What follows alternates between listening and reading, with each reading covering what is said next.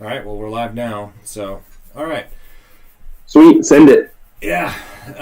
Welcome, everyone. Sir Heroescape here today.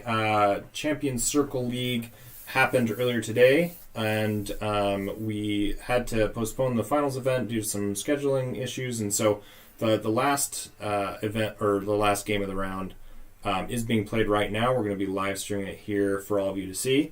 I've got with me Big O Bullfrog, who's from the Utah tournament. You've seen him on his 10 Points Under series that he does, or his YouTube channel. Say hi to the folks, Bigga. Hi, folks. How's it going? For those of you who are out there and don't know what this is, again, this is a league that I've hosted. We're running 4 qualifying events that will get you players into the finals event that will happen at the end of the year. And so based off of your rankings in each qualifier, kind of determines where you're going to end up if you can make the finals. So we can go into more details of that. Otherwise, let's go ahead and show on the screen what's going on. So we've got our 2 contestants right now. We've got Bodacious and Knight of Light. Both are 4-0. And we've got the Steamroller build. And we've got the Dwarves build. So basically just Derek, 3 squads Dwarves, Q10, versus Crixus, Spartacus, and 3 Cap Ones, which is the standard Steamroller. So first thoughts on this, Big F, from your... I've got some thoughts, but I'm curious, because I know you were watching some games earlier. You've kind of been poking around today during the event. What are your first impressions? So I actually play tested Bodacious's build with him just a game a while ago. And I would say, like, if I'm looking at these 2 armies, me personally, I really like the Dwarves build, just because they fit my play style. They're strong, it's kind of like toolbox. You've got Derek for high defense units. You've got a lot of Dwarves. You've got Q10, which is just a very versatile unit. Mm-hmm. But that said, having been on the receiving end of Bodacious's Gladiator play, and also like the ease of order markers, and also the fact that there is a unique attack glyph on the board, I would say probably I'd give a bit of an edge to Bodacious for this game. And also he's just been on fire lately. Like he's been playing really, really well. Yeah, he's risen through the ranks, I would say, throughout Heroescape in general. I mean, I know in Utah he's doing pretty well. Usually, I know he's won a few events. I don't know how many now, but even on online, I think he's made it to a couple finals. I can't remember if he beat Kevin Dolan or not. I feel like he's got a big name that he took. Anyway, I'd have to go back and check. But yeah, the other thing too is I found interesting when I was looking at their round matchups. So, like, Knight of Light, he went against Mega Silver. He went against, 10th Reg, he went against DCs. He actually saw a Cap 1 build against Agent Ward. It was the same exact build. Now, Bodacious, he went through 2 armies almost exactly built like this one. So this is his 3rd game out of 5 where he's going to be facing up against the Dwarf build. So when I look at experience-wise, I think... if you made a few mistakes in those first 2 games, maybe against this build, you're not making it on the 3rd one. So I do think I favor him simply because, at least in this event, he's got to play on a few different maps. He's got to play on against very similar armies. Obviously, skill level of players, makes it different. But I think he's going to have an advantage here. Also, like you said, because of order marker management, it's very easy to change your plans mid-round when you don't have to worry about where your turns are. But actually, I'm looking at what Knight of Light's doing. I wonder if he's just going to pot up and go full Q10. Yeah, that's kind of what it's looking like, which I think is probably the right choice. Like if you go... Because Dwarves can't match Glads. They're going to lose the 1-to-1s. Oh yeah, like Dwarves are usually relying on having solid stats, but Gladiator stats are better. Yeah. Man, he's just rushing right in there. Holy. I was going to say, like, I think you'll be a fan of Bodacious's Gladiator playstyle. Yeah, I love it, and that's very gutsy. I mean, he's not even like gonna stick around to grab the treasure glyph. I mean, he's like, nope, balls to the Mm-hmm. walls. But you actually think about it. Crixus is really really good at rushing in early because he actually allows the gladiators to advance. In a way, his offensive aggressive play is kind of like a defensive play, right? Because it's like if I'm rushing in with a 6 attack, 5 life, 4 defense unit that can only take 1 wound at a time, basically, you have to respect it, which means you have to, deal with that while you're not attacking gladiators coming up from the back line, right? Mm-hmm. At least that's my thought. No, I totally agree with that. And like so, having been on the receiving end of this play, and also I saw him do this. I'm traded it in other games as well. The only game that I was kind of watching closely was his game against Chris Perkins earlier as well. But like, Bodacious likes to like rush in there with Crixus and use him plus a few lead gladiators to just like lock you in your start zone. And then like you can't get height, you can't move up across the board. He might lose those few early gladiators, which is sometimes the worry there, but Crixus is going to stick around for a minute, and he's going to roll 5 skulls on your Q10 too, which is also going to hurt. Yeah. Q10's already basically out of the game. Just about, yeah. I mean, this, like, gosh, this he's got yeah, this could be a 10-minute stream. It could be, yeah.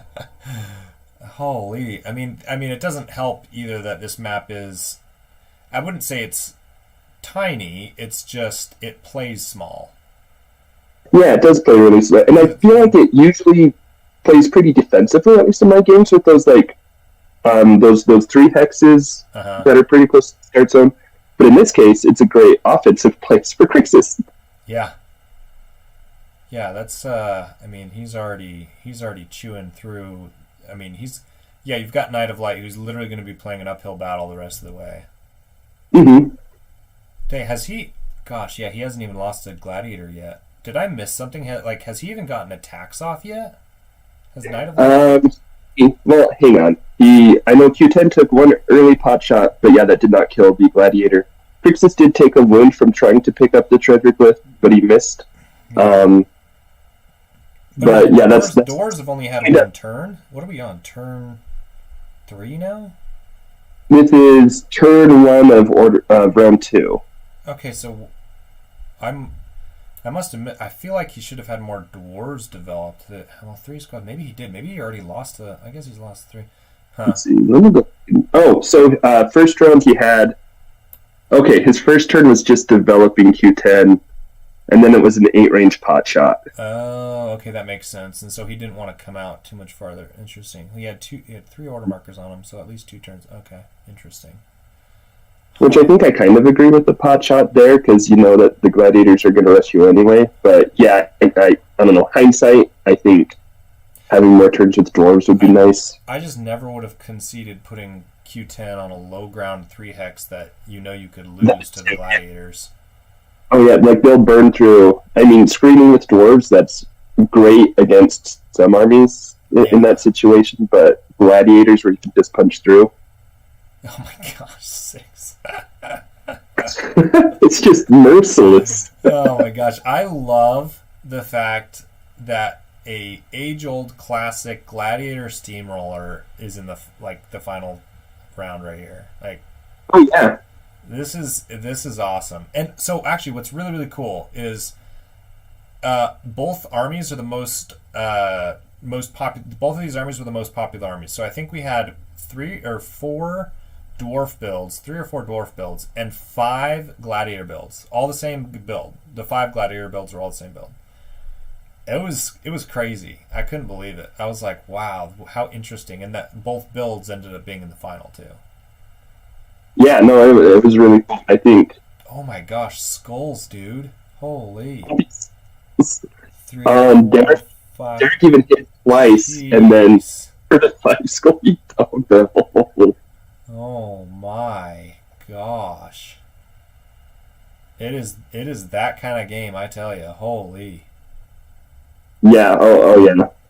I'll tell you, like, so here's a fun fact. One of the reasons why Bodacious chose the Gladiators is because he figured, online games are usually a bit slower. These are timed games, and so the games are going to go to time, and so he can rush in, do a lot of damage, and then he has Spartacus, who's worth, 100-something points in Delta. Yeah. And so just win on points, and, counterpoint, what if you just rush it and win, which I think he's done in most of his games. Yeah, no, honestly, there are 2 points to bring up that, now that you mention it. I had one game I played against Moon Knight today, and he had the same build, Gladiator build, and that actually it came down to the last figure. Like, I won it with one figure left, but that was my concern, was it came down to the last round, and the last round he still had, I think it was the last round, or maybe it was the last 15 minutes, I don't know, it was pretty close. Either way, yeah, his Crixus had only a couple wounds on him, and his Spartacus, I'd gotten rid of all the Cap-Ons because I was like, I'm just going to wait till I kill all the Gladiators, and then I'm going to deal with the heroes just because number of attacks, right? I need to beat him on number of attacks. And so, but that was the problem, was I was like, gosh, Spartacus is still worth so many points, as if I can't do damage, like, he just wins out, and so that's a very, very good point that you don't really think about until it gets to that point in the game, and you're like, oh, shoot.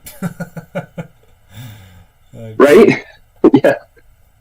Yeah, it gets kind of scary there when it comes down to points and you've got a big figure. Like, there was another game that I was watching earlier that came down to points, and I saw the winner determined as one person, like, wait, what? But they've got fewer figures? Oh, yeah, Raylan, like, version 2 is worth, like, however many points, and points get turn games weird sometimes. So did you end up watching the game before against Chris Perkins? Because that one floored me when I saw that, a Grimnack build, which I thought honestly was going to be the strongest build coming into today, got mopped by this. Did you watch that? Yeah, well, so I kind of watched it because I'm not allowed to usually watch Bodacious Blood games too closely, because usually when I watch, he loses. So he gets mad if I watch him. But I did have it up, and honestly, I was surprised too. And I know he tested against that army because that was one of the ones that I pitched towards him. Yeah. Like, not played against him, but I'm like, this is one that you should test against because I think it'll be a really strong build. And it was just a similar thing from what I could see. Like, he locked Chris in the start zone, got off some beefy attacks. There was also a unique attack glyph on the board, so he was able to, like, chew through Grimnack, Nirak, heavies, and just, again, like, aggressive play, burn through their resources before they can really make a comeback.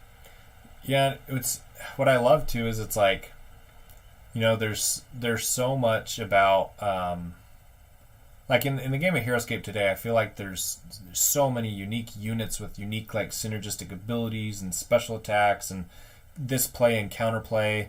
And the Steamroller build is literally just like, shut up, I will punch you in the teeth and you will die.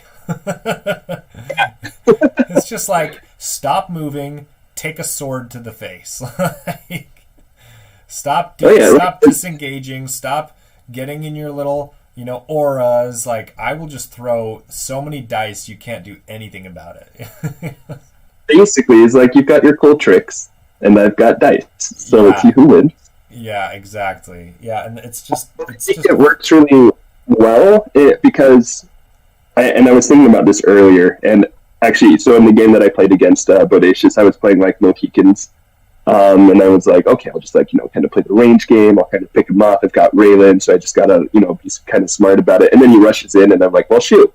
And I feel like it plays really well into those kind of defensive builds, because again, like in this game, we're seeing it. You get Crixus up there in that high ground that air quotes, should belong to Knight of Light, and he just takes ground and he's like, yeah, I'm here now. Like, have fun trying to, execute your well-formed plans when I'm just up in your face. And look at what impact has had on the game. So you've got a pretty nice little comeback with Dwarves clearing their side of the board, but, you've got 5 left versus the second wave, right? Right. You're it feels, for Knight of Light in his position, he's like, phew, I'm clearing them out of my face, but then you're like, yeah, but not really. Yeah, they're still coming in, and they've got 6 moves, so they're going to be across the board in like 2 moves. They'll be right in your face again. And I think in retrospect, this is where I think the Q10 play probably didn't actually pan out. So imagine if he had just kind of left Q10 as cleaner. So he says, you know what, I'm just going to match dwarves for glads as much as possible, right? You almost want to try and trade. I mean, if you trade 1 for 1, you're happy. If you trade, a little bit less and he's still got a solid squad and a half, you actually might have a pretty good chance Q10 in an end game against a wounded Crixus and a squad and a half of, glads. Because he essentially gave up Q10 in the early game. Those were free wounds and free kills by Crixus on height. Whereas, if he's in an end game where he takes out Crixus, say he loses the rest of his dwarves to the last squad, again, I think you've got a pretty good shot with a full Q10 against just a squad, and a half, plus a wounded hero or whatever. Yeah, no, I totally agree there. I think it's definitely tempting. I mean, I'll be honest, if I was Knight of Light, I probably would have tried the same thing. Go out and figure, I'll go out with Crixus, I'll take some long-range shots, because that's what you usually do against melee. Right. But again, Bodacious with his rest strategy and the gladiators just having insane stats going in, I think it definitely backfired there. Now that you mention it, it's very possible. Knight of Light was saying, oh, okay, Steamroller build. They call it Steamroller because, Steamrollers are slow, and so, it's only 3 figures and a hero, so maybe he anticipated like kind of like a Steamroller, like, okay, he's gonna, position himself onto height, get next to jungle, he's gonna take his time and kind of slow roll the army out into a strong position, then he'll come down at me. So he might have thought he had time to set up his position and set up his pings with Q10. All of a sudden, Bodacious like, no. I'm ball to the walls. I'm rushing in, dude. It's like... Yeah, no,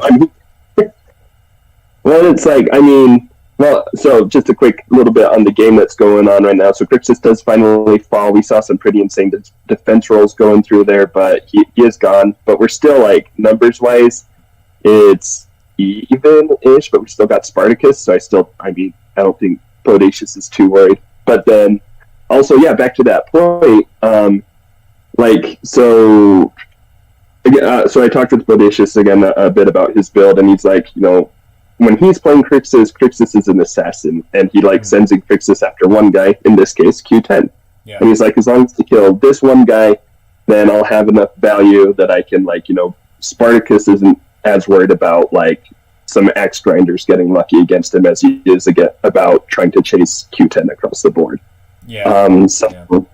It's a needy strategy. It works out. Now you can see right there, he's like, yeah, I can run this in Spartacus right next door to these dwarves on height. I'm fine. Ooh, feels bad. 0 for 4. Yeah, I mean at this point, the glad or the dwarves just don't have any steam left. 2 left, is that it? Yeah. Dang, this might be a record, dude. This is going to be a 20-minute game. Holy. Yeah, especially for Online Escape, where I feel like Online Escape is kind of infamous for having 2-hour games. Yeah, but the way Bodacious is playing it, man, I mean, we're literally 1 roll away here. We're running 1 roll away. There it is. There it is. Oh, man. Oh, my gosh. I can't believe that. Holy cow. Well, for the viewers out there, hope you enjoyed the 20-minute game. I was sitting back. I had my popcorn here, my soda. I had a neck pillow ready. No, it's... well, that is game, folks. So we've got... the what? Sorry? Just ready to talk tactics for a while, have real deep discussion, and you're just like, oh. Yeah, exactly. Got, I'm sitting here waiting for the long haul, but no, not today. So ends up being a pretty tight top seeds there. We've got Bodacious at. So I'll go ahead and share my. Oh, I guess I'll just bring it into the live stream there. So for those watching the live stream, you should be able to see it now. The standings, we've got Bodacious Blood at 5-0. Night of Light, who made it at 4-1, stayed second place because of strength of schedule. Then myself at 4-1 for third place because of strength of schedule, and then Chris Perkins, Ragai, Grey Waves, Sheep, Vegetarian, Agent Ward, Earthling. I think those are the top 8. So really, really competitive games today. Honestly, we had some really awesome armies, really good players, and 33 in total attended today. So 3 more events until we have the finals, but Bodacious Blood and Night of Light punched their ticket into the final event, so technically they don't have to do anything else the rest of the year if they don't want to, but if they want to maintain the high seed, they will participate in the other events because it will be continually based off of ranking overall for the 16 players in the final. So, but nicely done. Hey, Bodacious was just being kind. He was being considerate. He knew everybody had a late night and wanted to just pack it in, right? It's like, I'll make it quick, especially for Grey Waves, who's in Australia and who probably stayed up for this, even though he woke up at 1 and all that stuff. Yeah, Grey Waves, man, he, I think, did he go 4-1? I think he went, let me double check. Yeah, he's top 8 with, I think you mentioned in the Discord, Yep. 4 hours or something. Yep, he got 6th. He got 6th, and he had 4 hours of sleep and killed it with Martin Hounds. I love to see it. That's awesome. Oh man, there was such a good game between Grey Waves and Sheep that I was watching it and I didn't record it because I'd chosen to record another game. Oh no. I was really it's one of those times where I'm like, when I choose to record a game, it's like, well, this could be a quick one, like Bodacious's game right here. Yeah. Or it could be a close game, and I chose a different game, and Grey Waves and Sheep had a ridiculous game with them. I guess Grey Waves is probably happy that I didn't do it because his Hounds were not rolling defense against Death Reavers, but it was fun to watch. That's awesome. Yeah, and I played against Sheep and had a bad matchup, you would think, with Mesodemons and Krav versus good old Braxis in the screen, but round 1 I went balls to the walls with Krav full in, and I caught him with his pants down because he went in on rats, and I was able to rush in, get 3 attacks from height down on Braxis. I think it was 4 or 5 wounds. He engaged 2 Krav. The third I got a free, he engaged all 3 Krav. I disengaged with all 3. 2 of them lived, and then I got 2 more height attacks, and I didn't kill Braxis, but I got 6 wounds total. So 2 life Braxis versus my Mesos, all I need is a couple lucky rolls, and that's what happened. I mean, Braxis, he had to use her and ended up just taking her out. So no, that's awesome. So I'm a pretty defensive player. So for the viewers at home, so Heroescape and I tend to be almost opposites when it comes to Heroescape. He's more aggressive, and I'm like very, very defensive. And usually I'm like, making my safe plays, and I'm pretty happy. But like when you come out and you're like, I just got to kill Braxis and I win, and you realize that and you go for it, and it catches your opponent off guard. For Bodacious, it just seals the game. It's real nice. Yeah. Yeah, it was one of those moments where I felt a little bit God tier when I was like, oh, you engaged all 3 of my Krav? Well, I will disengage with all 3 and now take height again on Braxis.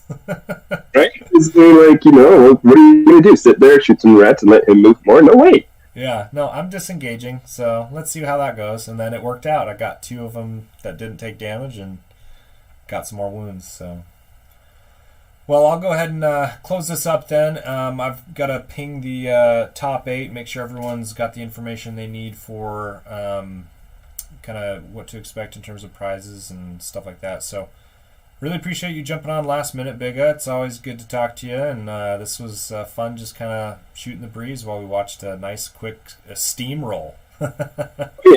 Thanks for inviting me on and let me talk with you. It's been a while, and I also want to say congratulations on a very successful event. I think it's awesome that you're doing this Champion Circle League and Champion Circle League, the CCL. Sorry, that's how I remember it. Yeah.